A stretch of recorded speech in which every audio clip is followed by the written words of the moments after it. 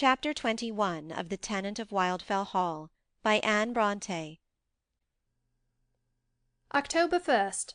All is settled now. My father has given his consent, and the time is fixed for Christmas, by a sort of compromise between the respective advocates for hurry and delay.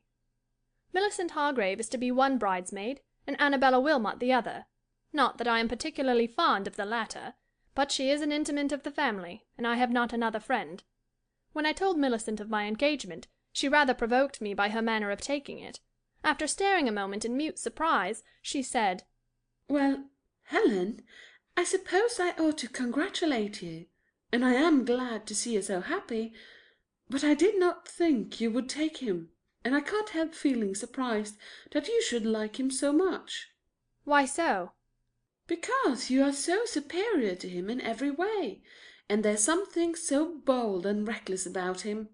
So I don't know how, but I always feel a wish to get out of his way when I see him approach."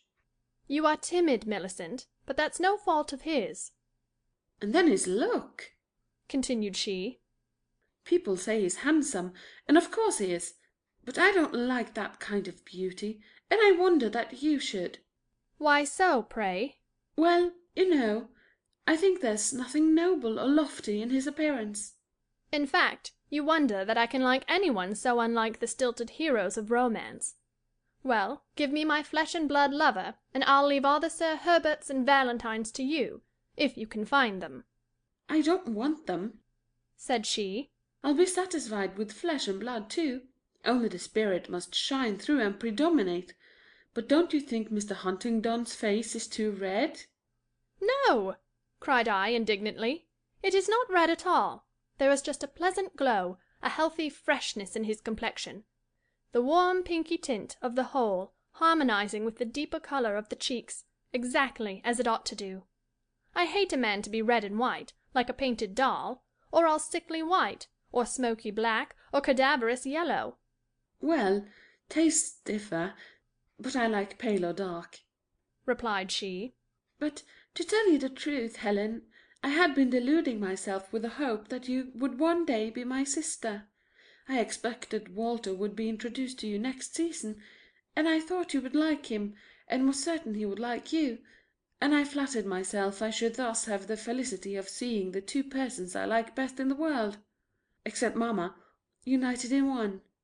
He mayn't be exactly what you would call handsome, but he's far more distinguished looking, and nicer and better than Mr. Huntingdon, and I'm sure you would say so if you knew him." "Impossible, Millicent. You think so, because you are his sister, and on that account I'll forgive you, but nobody else should so disparage Arthur Huntingdon to me with impunity." Miss Wilmot expressed her feelings on the subject almost as openly. "And so, Helen," said she, coming up to me with a smile of no amiable import, "you are to be Mrs. Huntingdon, I suppose?" "Yes," replied I.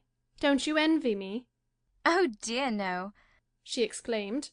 "I shall probably be Lady Loughborough some day, and then, you know, dear, I shall be in a capacity to inquire, 'Don't you envy me?'" "Henceforth I shall envy no one," returned I. "Indeed? Are you so happy, then?" said she, thoughtfully, and something very like a cloud of disappointment shadowed her face. "And does he love you? I mean, does he idolize you as much as you do him?" she added, fixing her eyes upon me with ill-disguised anxiety for the reply. "I don't want to be idolized," I answered, "but I am well assured that he loves me more than anybody else in the world, as I do him." "Exactly," said she with a nod. "I wish—" She paused. "What do you wish?" asked I, annoyed at the vindictive expression of her countenance.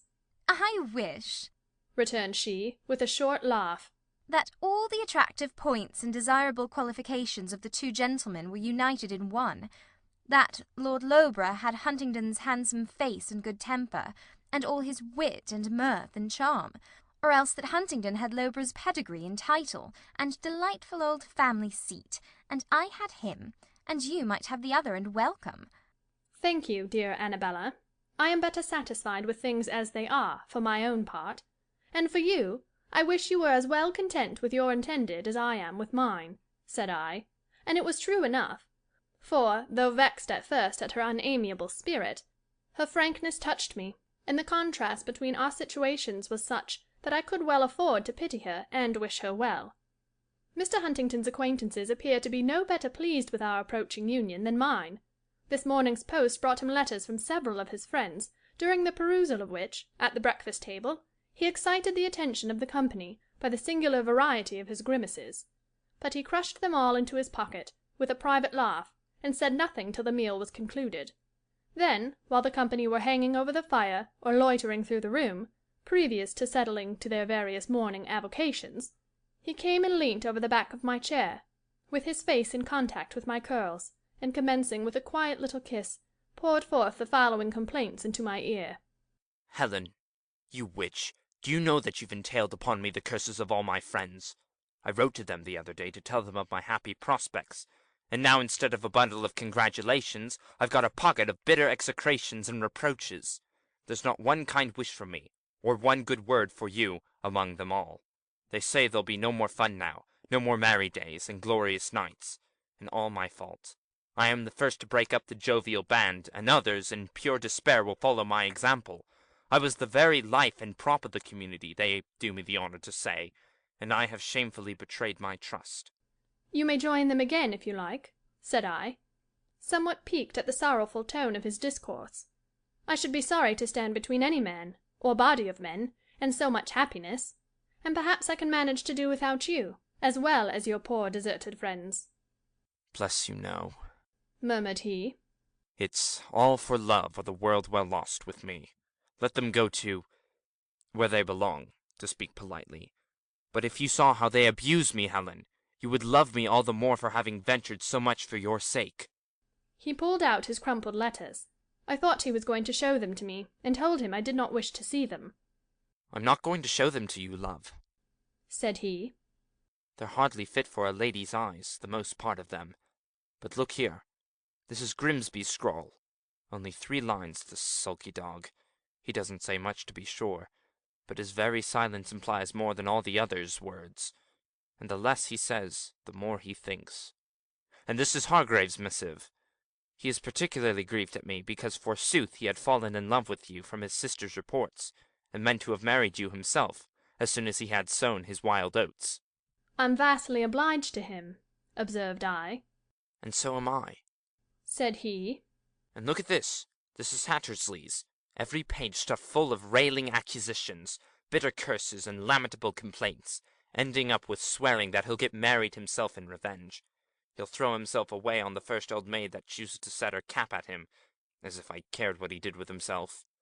Well, said I, if you do give up your intimacy with these men, I don't think you will have much cause to regret the loss of their society, for it's my belief they never did you much good.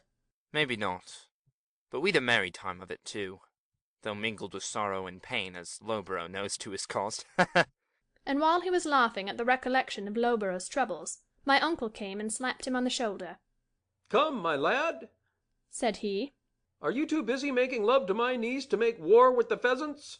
1st of October, remember. Sun shines out, rain ceased. Even Mr. Boreham's not afraid to venture in his waterproof boots, and Wilmot and I are going to beat you all.